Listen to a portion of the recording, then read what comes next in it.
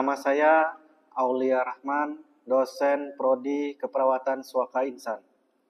Saya mengampu mata kuliah Keperawatan Medikal Bedah 3 yaitu pada sistem muskuloskeletal. Mata kuliah Keperawatan Medikal Bedah 3 ini merupakan mata kuliah yang diajarkan tim teaching dengan dosen lain, yaitu sistem integumen, persepsi sensori, dan persarapan. Keperawatan medikal bedah 3 ini dengan bobot teori 4 SKS, praktik 1 SKS diajarkan pada mahasiswa semester 5. Capaian pembelajaran mata kuliah ini setelah mengikuti kegiatan pembelajaran sistem muskuloskeletal, integumen, persepsi sensori, persarapan, mahasiswa mampu melakukan simulasi asuhan keperawatan dengan kasus gangguan sistem muskuloskeletal, integumen, persepsi sensori, persarapan pada berbagai tingkat usia dengan memperlihatkan aspek legal dan etik. Melakukan simulasi pendidikan kesehatan dengan kasus gangguan sistem muskuloskeletal, integumen, persepsi sensori, persarapan pada berbagai tingkat usia dengan memperhatikan aspek legal dan etik. Mengintegrasikan masalah-masalah penelitian yang berhubungan dengan sistem muskuloskeletal, integumen, persepsi sensori, persarapan, dan menggunakan hasil-hasil penelitian. Melakukan simulasi pengelolaan asuhan keperawatan pada kelompok klien dengan gangguan sistem muskuloskeletal, integumen, persepsi sensori, persarapan pada berbagai tingkat usia dengan memperhatikan aspek legal dan etik. Menjadi acuan dalam melaksanakan berbagai fungsi dan peran di atas dengan memperhatikan etika dan norma profesi. Melaksanakan fungsi advokasi pada kasus dengan gangguan muskuloskeletal, integumen, persepsi sensori, persarapan pada berbagai tingkat usia. Mendemonstrasikan intervensi keperawatan pada kasus dengan sistem muskuloskeletal, integumen, persepsi sensori, persarapan pada berbagai tingkat usia, sesuai dengan standar yang berlaku dengan berpikir kreatif dan inovatif sehingga menghasilkan pelayanan yang efisien dan efektif. Deskripsi mata kuliah. Mata kuliah ini membahas tentang prinsip-prinsip teoritis dan keterampilan klinis keperawatan tentang sistem muskuloskeletal, integumen, persepsi sensori, persarapan sesuai tingkat usia manusia, mulai dari bayi baru lahir sampai lansia. Fokus mata kuliah ini meliputi berbagai aspek yang terkait dengan fungsi sistem muskuloskeletal, integumen, persepsi sensori, dan persarapan. Kegiatan belajar mahasiswa berorientasi pada pencapaian kemampuan berpikir sistematis dan komprehensif dalam mengaplikasikan konsep sistem muskuloskeletal, integumen, persepsi sensori, persarapan dengan pendekatan asuhan keperawatan sebagai dasar penyelesaian masalah. Media pembelajaran yang saya gunakan yaitu laptop, LCD, pointer, dan papan tulis. Proses pembelajaran saya terdiri dari teori 3 kali pertemuan selama 2 jam kuliah interaktif dan 2 jam mandiri. Laboratorium 4 jam demonstrasi, redemonstrasi, dan 4 jam mandiri. Evaluasi dari hasil pembelajaran terdiri dari teori 10%, UAS 20%, UTS 20%, di mana soal UAS dan UTS ini nanti dibuat serupa dengan ujian kompetensi perawat. Kemudian laboratorium 20% dan klinik 30%. Demikian RPS yang bisa saya sampaikan. Terima kasih. Baik, selamat pagi semuanya. Oke, kita ketemu lagi hari ini pembelajaran tentang praktur. Ya. Sebelum kita mulai pembelajaran praktur ini, marilah kita berdoa menurut agama dan keyakinan kita masing-masing. Berdoa dimulai.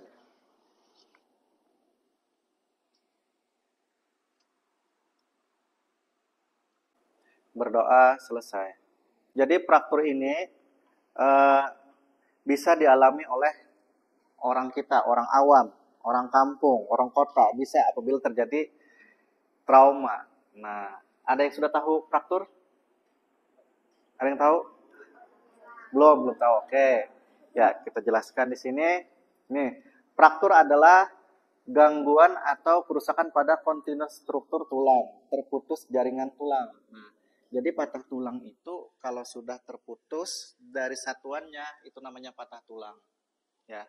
Patah tulang ini nanti dibedakan beberapa macam. Ada misalnya patah tulang terbuka, ada yang tertutup, ada yang patologis. Nah, biasanya patah tulang ini terjadi impact ya atau benturan trauma. Misalnya naik motor jatuh atau misalnya jalan kaki ditabrak orang itu terjadi impact. Ya. Ada yang tanyakan sampai di sini silakan. Lanjut dulu ya, nanti kalau ada pertanyaan silakan. Ini klasifikasi dari fraktur ya. Ditinjau dari aspek tipe frakturnya. Jadi tipe fraktur ini bisa dilihat dengan menggunakan nanti alat diagnostik tes. Contohnya misalnya rongsen. Kemudian adanya hubungan atau tidak ada hubungan dengan lingkungan luar. Ini biasanya pada fraktur terbuka. Ya. Kemudian lokasi anatomi. Nah, lokasi anatomi ini penamaan dari fraktur ini. Misalnya fraktur kruris, berarti daerah kruris. Ya. Fraktur tibia atau fibula, daerah tibia atau fibula. Nah, jadi sesuai dengan lokasinya. Kalau lokasinya patah hati, nah itu hanya istilah saja ya seperti itu. Nah, ya. Lanjut lagi. Nah, ini contohnya fraktur patah tulang ya.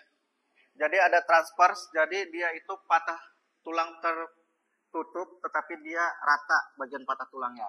Kemudian ada linear, jadi satu garis dia patah tulangnya pada tulang panjang ya. Kemudian ada oblik, nah dia mencong seperti itu. Ya. Kemudian ada oblik displaced, dia miring tapi ada runcingnya. Kemudian ada spiral akibat dari memutar. Ada green stick, nah dia di ujungnya sini ada sedikit kelihatan ya. Kemudian ada komoted. Nah, di mana komoted ini biasanya patologis, kekurangan dari kalsium dan sebagainya, nah, seperti itu. Ini mengenai patah tulang. Nah, ini contohnya yang terbuka. Jadi terbuka itu kelihatan nih tulangnya keluar, ya keluar. Misalnya terjadi kecelakaan, terjadi patah tulang, akhirnya dia keluar. Namanya patah tulang terbuka. Ya. Di mana patah tulang terbuka ini ditandai dengan banyaknya perdarahan akibat dari menonjolnya tulang yang keluar. Berbeda dengan patah tulang tertutup seperti ini. Nah, ya. Nih, kalau seperti ini patah tulang tertutup biasanya tidak terjadi perdarahan, hanya terdapat nyeri hebat saja. Nah, biasanya nih pada penelitian Bapak yang sudah Bapak teliti, pada masyarakat Banjar misalnya terjadi patah tulang, langsung tuh diurut, ya, diurut. Nah, ini ternyata pada masyarakat Banjar itu pertolongannya diurut, nggak ada ke medis, ya. Mungkin di daerah Bapak rata-rata orang kampung banyak tuh ke tukang urut, jadi tukang urut tuh lebih laris, ya, lebih banyak diminati orang dibandingkan medis. Kenapa alasannya? Nah, dari penelitian itu medis ini lebih mahal, ya, lebih mahal, lebih sulit administrasi, sulit dijangkau. Sedangkan patah tulang yang dengan urut mudah didapat, ya kan, murah, mudah dijangkau. Nah, interaksinya pun enak. Nah, tetapi kerugiannya apa? Kerugiannya kalau patah tulang dilakukan dengan non medis itu ada gejala sisa. Contohnya tidak kembali seperti semula. Nah, ada nyeri tambahan. Berbeda dengan yang medis. Itulah keuntungannya seperti itu. Jadi nyambung, ya. Jadi ada transkultural mesinnya seperti itu. Ada yang tanyakan sampai di sini? Silakan. Atau ada sharing, ada keluarganya yang patah tulang?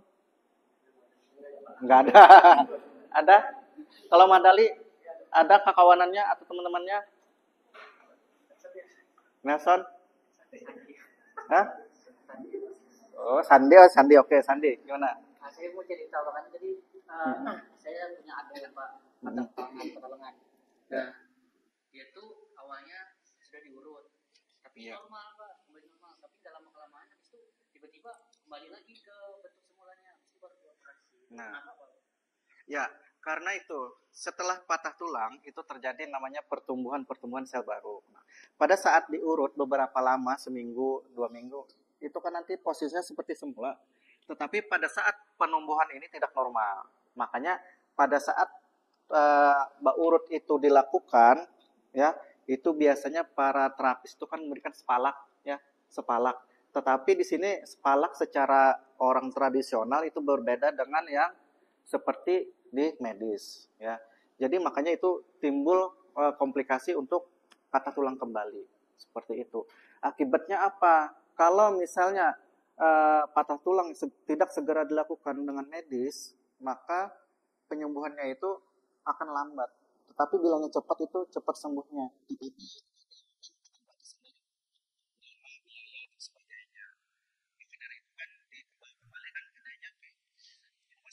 Dilaksanakan penata laksanaan ulang untuk dilakukan operasi. Terima kasih sharingnya. Ada lagi? Ya, silakan. Misalnya Pak, kan habis jatuh nih Pak, mungkin kecelakaan, terus bukan langsung bawa ke rumah sakit, tapi ke tukang urut. Tapi cuma dipegang sama tukang urut ini kayak, oh ini tulangnya geser atau patah. Tapi sebulan atau 2 hari 3 hari di ronsen, tapi nggak ada kayak patah tulang, nggak ada geser.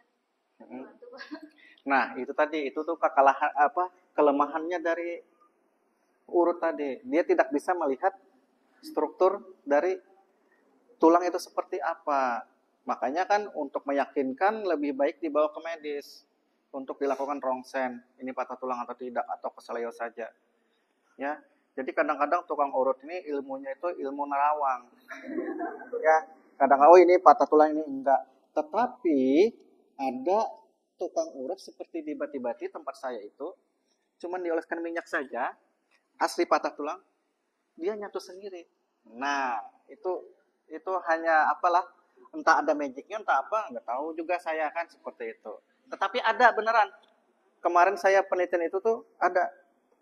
Asal patah tulangnya yang tertutup. Kalau terbuka dia nggak berani juga karena ada risiko perdarahan katanya. Nggak berani tukang urutnya. Jadi harus dibawa ke tukang medis. Kita lanjut dulu ya. Oke, sip. Nah, ini manifestasi klinis dari patah tulang. Adanya bengkak atau edema.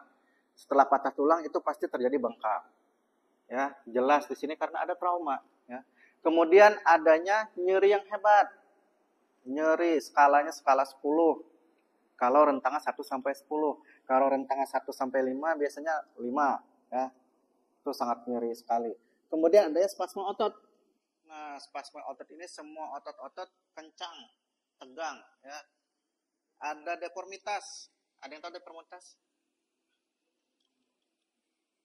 Apa? Deformitas?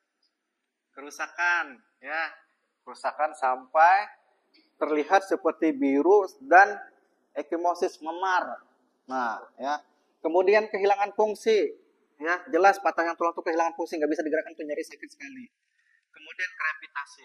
Jelas krepitasinya timbul bunyi krek-krek. Nah, seperti itu. Nah, kalian kan sudah kemarin praktek di rumah sakit. Bagaimana pengalamannya di ruang bedah? Ya, banyak di situ kasus-kasus dengan muskuloskeletal. Ya. Nah, ini proses penyembuhannya dari patah tulang itu seperti apa? Nih ya, ini dari timbul darah atau perdarahan di sekitar patah tulang. Ini patah tulang yang tertutup, bukan terbuka ya, penyembuhannya seperti ini. Nah, kemudian ada inflamasi, kemudian ada timbul kalus ya di sini. Ada osteoklas ya, ada osteoblast. Di sini prosesnya jalan semua sampai nanti di sini ada remodeling yang ini remodeling. Remodeling ini biasanya sembuh sekitar 4 sampai 6 bulan. Itu remodeling. Makanya pasiennya setelah dioperasi dengan tindakan medis istirahat beberapa bulan kemudian harus dilatih. Mau tidak mau ya, suka tidak suka harus latihan jalan dengan alat bantu seperti itu.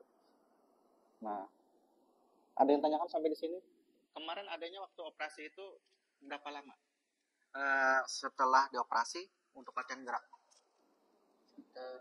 5 bulan setelah. Nah, 5 bulan setelahnya. Itu pakai pen? Pakai pen. pakai pen. Nanti pun pennya pun nanti dilepas. Dengan tindakan seperti apa? Dioperasi ulang lagi, dilukai, diambil besi-besinya. Fungsinya apa sih pen itu? Untuk imobilisasi di dalam. Nah, beda dengan patah tulang terbuka.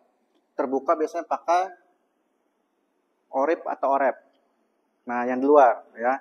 Berarti ada orep ya. Jadi fiksasinya di luar. Jadi banyak besi-besinya di luar untuk memfiksasi. Mempertahankan posisi tulangnya supaya benar, tetap pada anatominya seperti itu ya. Ada yang tanyakan sampai sini? Ya, lanjut aja dulu kita lah. Oke. Nih, penyembuhan tulang ya. Ya, proses penyembuhan tulang ya melalui tahap berikut ini. Yang pertama, ada hematum, ada perdarahan, jelas di sekitarnya merah-merah, bengkak, panas ya. Ini terjadi sekitar 72 jam awal setelah cedera. Nah, kalau bisa orang yang patah tulang, dicurigai patah tulang itu segera dibawa ke rumah sakit, ke medis. Ya, kalaupun belum sempat ke medis, itu harus difiksasi dulu, diimobilisasi dulu supaya tidak terjadi pergerakan. Ya. Kemudian ada timbul jaringan granulasi, di mana setiap tahap ini ya, fagositosis aktif menyerap produk nekrosis lokal. Jadi ada sistem dari tubuhnya untuk menyerap. Ya, hematoma ini berubah menjadi jaringan granulasi. Jaringan granulasi ini terdiri dari pembuluh darah baru. Jadi tubuh ini ada sistem backup-nya, ya. Nah, kemudian ada fibroblast dan osteoblast, menghasilkan dasar untuk substansi tulang baru yang disebut dengan osteoid selama 3-14 hari. Nah, ini prosesnya, walaupun nanti ada nyeri dan sebagainya, ya. Proses penyembuhan tulang ini tidak luput juga dengan nutrisi yang dimakan, ya. Kalau misalnya patah tulang, nutrisinya tidak bagus, nanti penyembuhannya akan lambat. Nah, apalagi pasiennya misalnya ada diabetes mellitus, lambat sekali. Ya, ini. Lanjut, nih pembentukan kalus. Nah, kalus ini sudah mulai dari tumbuh dari kalsium. Nah, ada magnesium, ada fosfornya juga ya. Dan matrik tulang baru deposit pada osteoid. Nah, ini sudah tahap bagus, sudah mulai tahap mengeras. Ada yang tanyakan sampai di sini mengenai proses penyembuhan tulang? Tidak ada. Oke, lanjut dulu lah. Ada osifikasi. Nah, osifikasi ini sudah terjadi sekitar 3-6 bulan ya. Sudah sampai 6 bulan itu sudah mulai keras dia. Ya. Di sini osifikasi kalus cukup untuk mencegah gerakan di lokasi fraktur. Ketika tulang ditekan dengan lembut ya, selama tahap clinical union, pasien mungkin diperbolehkan mobilitas terbatas atau gips boleh sudah dilepas. Nah, jadi latihan. Kalau ekstremitas itu ya lama ya, karena sering bergerak, sering digunakan untuk ini ya. Ada yang tanyakan? Atau ada sharing? Atau ada kawan-kawannya atau temannya, keluarganya yang mengalami patah tulang? Ini tadi sudah adanya yang sharing. Ada? Silakan.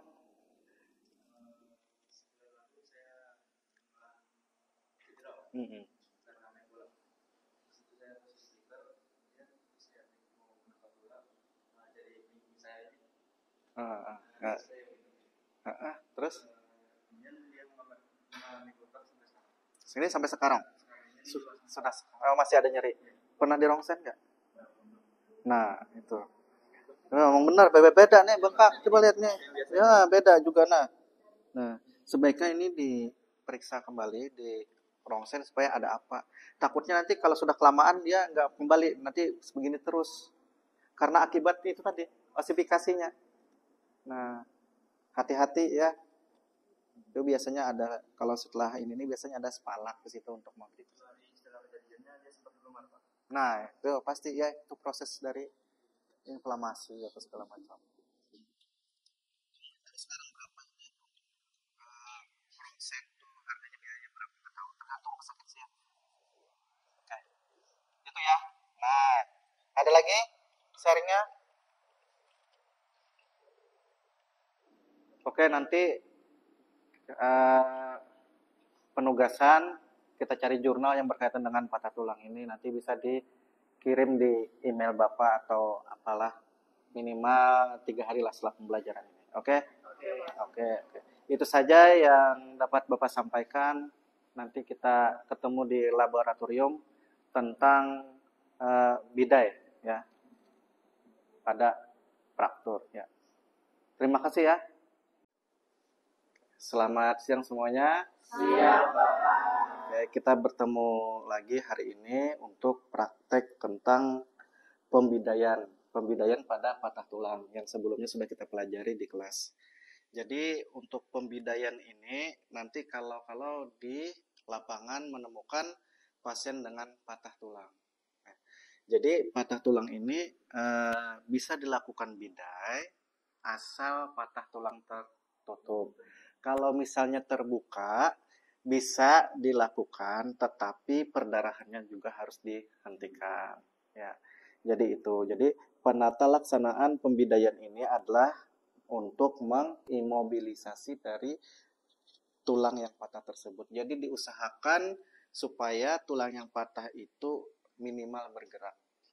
Kalau bisa tidak bergerak sama sekali. Makanya kita lakukan pembidaian. Nah, jadi untuk pengenalan alatnya antara lain ini spalak. Ya. Spalak ini biasanya kayu atau triplek yang keras. Nggak boleh lentur. Kalau lentur nanti berakibat pada pergerakan dari regimen tulangnya. Kemudian ini perban elastis. Perban elastis ini gunanya nanti untuk membebat, ya, membebat supaya tidak bergerak. Ini mempertahankan posisi anggota atau organ kaki yang patah tersebut. Jadi difiksasi seperti ini. Kemudian ada gunting. Kemudian ini ada plester. Plesternya boleh menggunakan yang seperti ini atau hipapik yang lebih kuat seperti itu. Kemudian ini nanti kasusnya pada patah tulang kaki, ya. Patah tulang bukan di femur tapi di kruris, di bahasa Indonesianya itu di bawah lutut. Di betis, area betis seperti itu. Tidak ada. Nanti saya praktekkan bagaimana cara membidai. Di hadapan kita sudah ada pasiennya, jadi seolah-olah nanti kasusnya ini patah pada area betisnya. Ya. Jadi probandus ini dia bisa merasakan sakit atau apa segala macam dia bisa merasakan. Kemudian langsung saja kita siapkan alatnya, ya. Misalnya kalau area pada betis yang mengalami patah tulang, siapkan alatnya itu spalak tadi. Spalak. Ini diletakkan di bagian area bawah, ya, supaya nanti untuk mengimobilisasi. Nah, kemudian dilanjutkan dengan peralatan ini, perban elastis. Perban elastis ini ada berbagai macam ukuran, jadi disesuaikan saja mau yang besar atau yang kecil. Bisa kan? Saya memasang ininya, kuncinya. Oke. Ya, kita mulai saja. Kita izin dulu kepada keluarga. Ini misalnya kondisinya panik keluarganya, tapi ini masih bisa menahan rasa sakit, masih bisa diajak untuk komunikasi. Pak, selamat siang, Pak. Ya, saya perawat Aulia mau melaksanakan pemasangan spalak pada area kaki Bapak. Ya, area kaki Bapak ini mengalami patah tulang, jadi nanti kita pasangkan spalak ini supaya nanti tidak bergerak untuk dirujuk ke fasilitas kesehatan terdekat. Ya. Pak, bersedia Pak ya? Nanti kalau ada sakit, nanti bilang aja. Ya Pak ya? Oke. Kita, kalau misalnya peralatan medis lengkap, pakai sarung tangan. Tapi misalnya ini kondisi darurat, nggak masalah, tapi yang penting tidak ada perdarahan, ya. Oke, permisi Pak ya. Bisa diangkat lagi. Nah, ini kalau misalnya patah tulangan di sini, berarti harus ada 2 sendi yang difiksasi atau yang dibidai, ya. Jadi nanti untuk mempertahankan ini nggak bergerak sama sekali. Kalau bergerak nanti risikonya adalah emboli lemak atau shock neurogenik. Ini kepanjangan kan ya, jadi bisa dikasih Nah, harusnya sampai sini aja sih. Tapi ini berhubung nanti dibawa ke fasilitas kesehatan terdekat, jadi nggak apa-apa, nggak masalah. Oke, kita lakukan pembidaian.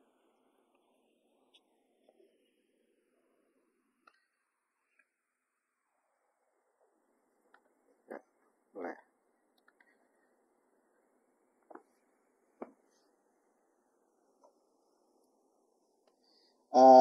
Pembebatannya ini jangan terlalu kencang, ya. Misalnya area patah tulangan di sini, ini jangan terlalu kencang.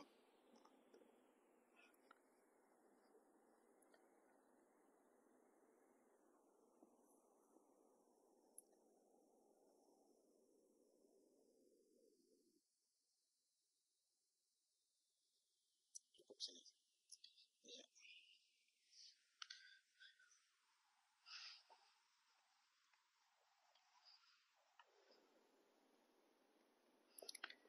Nah, kalau misalnya seperti ini sudah fix, baru nanti kita lakukan cek vaskularisasi. Nah, kalau misalnya pakai kaos kaki, usahakan kita segera dilepas ya. Lihat Pak, bisa digerakkan Pak ujung-ujungnya Pak. Nah, bisa. Jadi jangan terlalu kencang seperti itu. Ada yang ditanyakan sampai di sini? Tidak ada. Ngerti ya? Sudah jelas ya? Karena sudah dijelaskan juga prosedur pemasangan. Jadi praktik lab ini hanya melakukan demonstrasi, redemonstrasi. Oke. Pak, pemasangan bidainya sudah selesai. Jadi nanti tunggu petugas selanjutnya untuk mengantarkan Bapak ke rumah sakit Pak ya. Oke, selanjutnya kepada mahasiswa, silahkan mempraktekkan sesuai dengan apa yang Bapak ajarkan tadi. Ya, di sini kita saling mengoreksi saja ya. Silahkan kepada Sandi.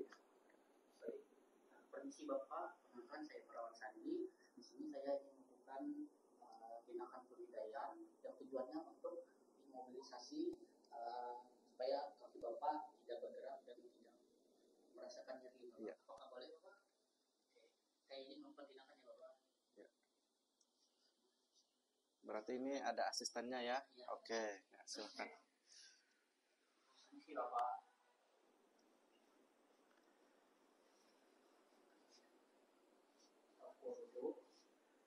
Kita angkat perlahan. Ya, angkat. Iya.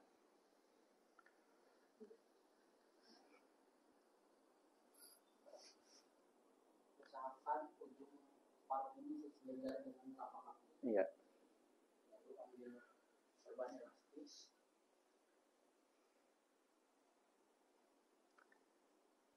Nah, ya. Usahakan melilitnya jangan terlalu kencang. Ya.